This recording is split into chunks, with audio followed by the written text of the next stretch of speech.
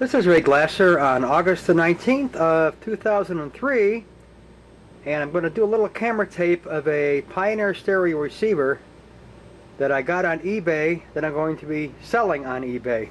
Actually, I've sold it, and I just wanted to get it on tape because I wanted this thing since 1973 when I first saw it. So let me see what I can do in the way of close-ups here. This is a, I can't even think of the model number of this thing. I'm getting some terrible shadows in here. SX9000, that's right. Top of the line receiver.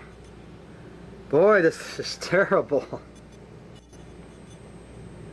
Typical 1970s, except for this thing, the tone color, which is very unique. And of course the reverb, which is one of the main reasons I wanted this thing. But I bought this thing about 6 months ago. I have never used it. I tried it out once and it seemed to work okay, and I sold it for the same thing I bought it for.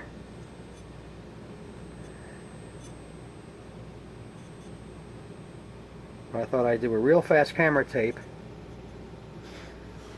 just to show what this thing has.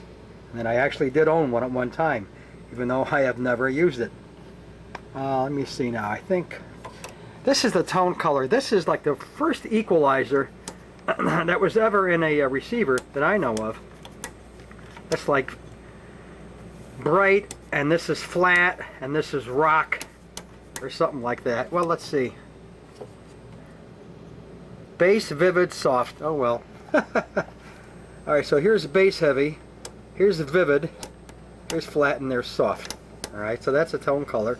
And here's the reverb, which is controlled by right here.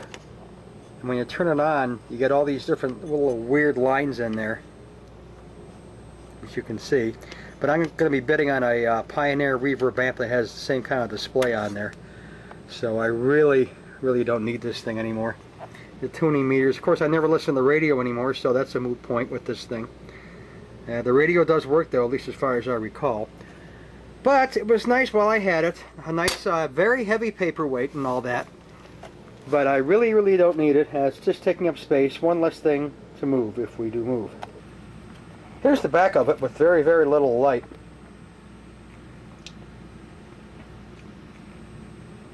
It's all these buttons and jacks and everything else.